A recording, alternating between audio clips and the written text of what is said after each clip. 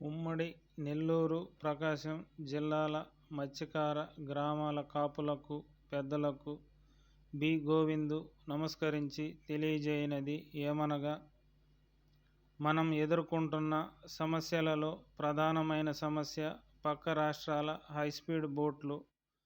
మనం ఆయా గ్రామాల పరిధిలో చేపల వేట చేసుకునే ప్రాంతంలోనికి పక్క రాష్ట్రాల హైస్పీడ్ బోట్లు అక్రమంగా ప్రవేశించి మన కళ్ళ ముందే మన మత్స్య సంపదతో పాటు మన పడవలు, వలలు డ్యామేజ్ చేస్తుండడంతో గత 5 నెలల క్రితం పక్క రాష్ట్రాలకు సంబంధించిన 4 హైస్పీడ్ బోట్లను పట్టుకొని జువలదిన్నె ఫిషింగ్ హార్బర్ దగ్గర పెట్టి ఉన్న విషయం మనందరితో పాటు ప్రభుత్వానికి కూడా తెలిసిందే.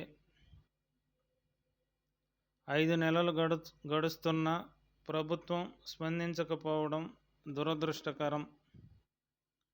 గడిచిన 5 నెలల్లో 3 నెలలు పక్క రాష్ట్రాల బోట్ల వల్ల మరియు 2 నెలలు వర్షాకాలం కాబట్టి చేపల వేట సాగక ఆర్థికంగా చాలా ఇబ్బందులు పడుతున్నాము.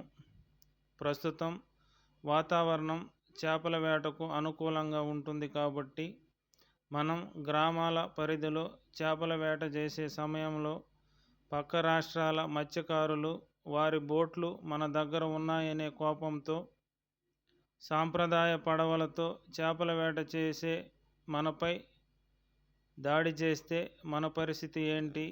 ఆ కోణంలో కూడా మనం ఆలోచించి నిర్ణయం తీసుకోవాల్సిన అవసరం ఉంది. కనుక మనమందరం కలిసి నెల్లూరు జిల్లా కలెక్టర్ గారి ద్వారా ఫిషరీస్ కమిషనర్ గారి దృష్టికి తీసుకుపోయి పక్క రాష్ట్రాల బోట్ల విషయం పరిష్కరించుకుంటే బాగుంటుందని తెలియజేస్తున్నాను.